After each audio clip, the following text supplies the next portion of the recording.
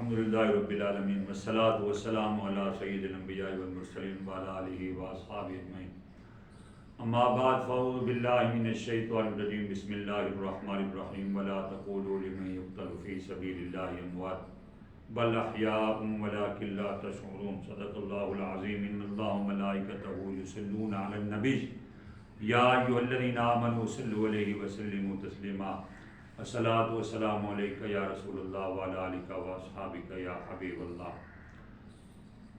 میں ہوں علامہ قاری نیاز احمد چشتی اور آپ دیکھ رہے ہیں Allama Niaz Ahmed Chishti official YouTube channel.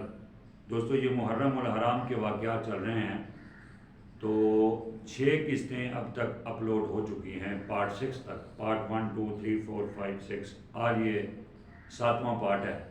تو انشاءاللہ میں آپ کو مکمل واقعات تفصیل سے سناؤں گا تاکہ جو غلط فہمیاں واقعہ کربلا میں پائی جاتی ہیں وہ غلط فہمیاں دور ہو سکیں۔ پچھلی قسط میں آپ نے سنا تھا کہ اسلام میں یہ جو پہلی دفعہ ایسا ہوا کہ حضرت امیر معاویہ رضی اللہ تعالیٰ عنہ نے اپنے ہاتھوں سے اپنے بیٹے یزید کو خلافت دے دی، اور انہیں جو ہے وہ اپنے ہاتھوں سے بیعت کروا کے لوگوں سے انہیں پہلے سے جانشین مقرر کر دیا۔ اور یہ اسلام میں پہلی دفعہ یہ ہوا ہے کہ پہلے خلیفہ کی موجودگی میں دوسرے خلیفہ کا باقاعدہ انتخاب کرنا، انہیں تعینات کرنا، انہیں بٹھانا۔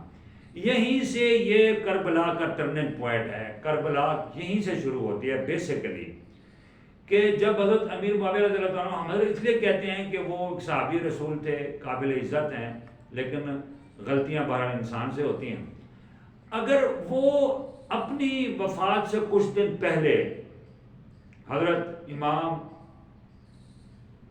حسین رضی اللہ تعالیٰ عنہ ان کو اگر یہ واپس دے دیتے کہ ہمارا معاہدہ تھا امام حسن مجتبیٰ سے، تو چلو وہ تو اس دنیا میں نہیں رہے، تو آپ تو موجود ہیں، تو لہٰذا ہم جو ہے یہ آپ کو یہ خلافت آپ کی امانت ہے، ہم آپ کو سپورٹ کرتے ہیں، جس طرح امام حسن مجتبیٰ نے چلائی آپ بھی اسی طرح چلائیں۔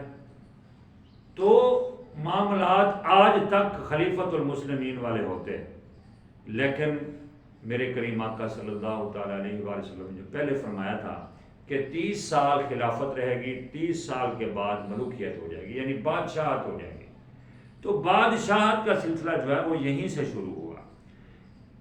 تو 60 ہجری میں رجب مرجب میں حضرت امیر معاویہ آپ نے وفات پائی، تو اس کے بعد جو ہے وہ یزید جو ہے وہ تخت نشین ہوا۔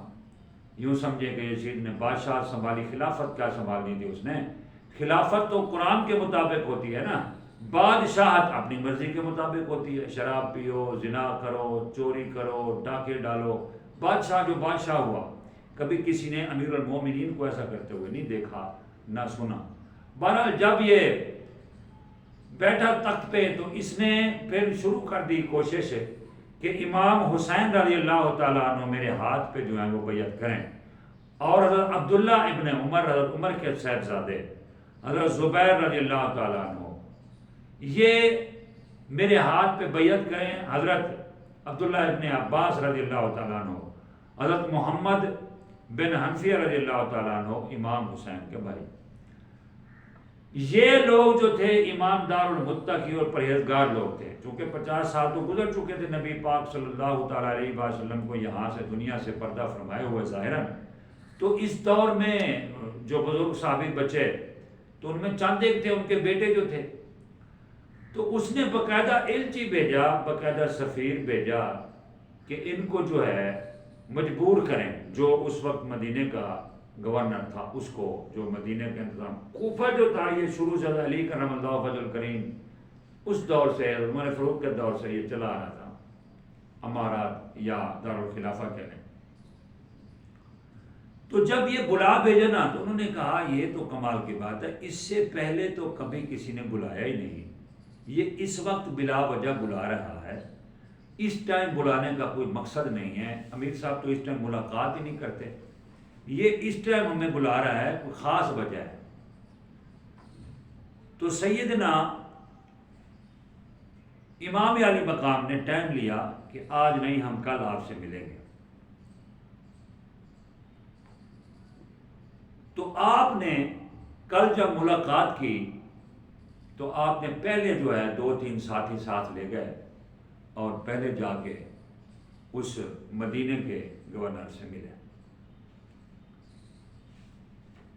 اس نے سب سے پہلے یہی رکھا، یہ جلاء العروج کے واقعات ہیں، سب سے پہلے اس نے یہی رکھا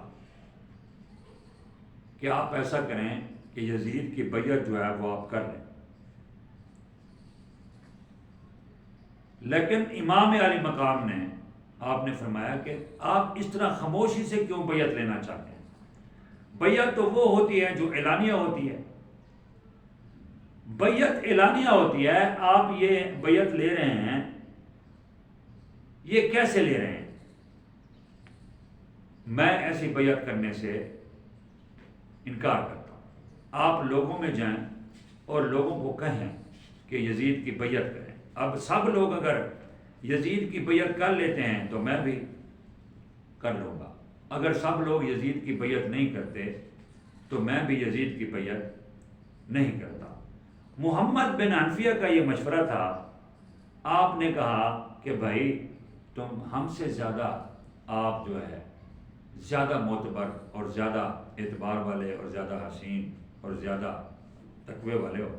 میرا مشورہ یہ ہے کہ ہو سکے تو آپ یہ علاقہ، یہ ملک، یہ چیزیں چھوڑ کر کسی ریگستان میں چلے جاؤ. ایسی جگہ چلے جاؤ کہ جہاں پر یہ لوگ نہ پہنچ سکے. حضرت امام حسین رضی اللہ تعالیٰ عنہ نے فرمایا کہ ایسا نہیں ہے، میں ایسا کرنے والا بالکل نہیں. آپ نے 2 دن کا ٹائم مانگا. اس وقت ولید تھا مدینے کا گورنر. امام حسین اور عبداللہ بن زبیر دونوں مسجد نبوی میں تھے اور وقت بھی ایسا تھا کہ ملاقات کا ٹائم بھی نہیں تھا، لیکن بلا وجہ ولید نے بے ٹائم بلا لیا تو آپ نے اگلے دن کا ٹائم لیا. تو اس نے جب یہ پہنچے نا تو اس نے کہا کہ آپ بیٹھ گئے.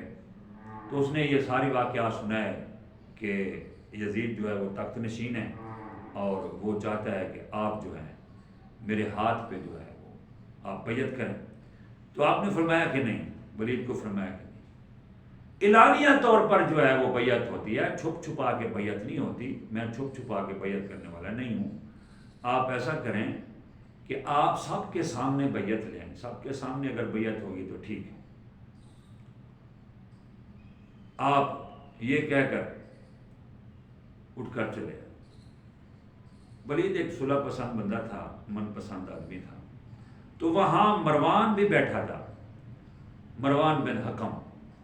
اس نے کہا کہ آپ انہیں بیعت کے لیے مجبور کرو، اٹھنے نہ دو.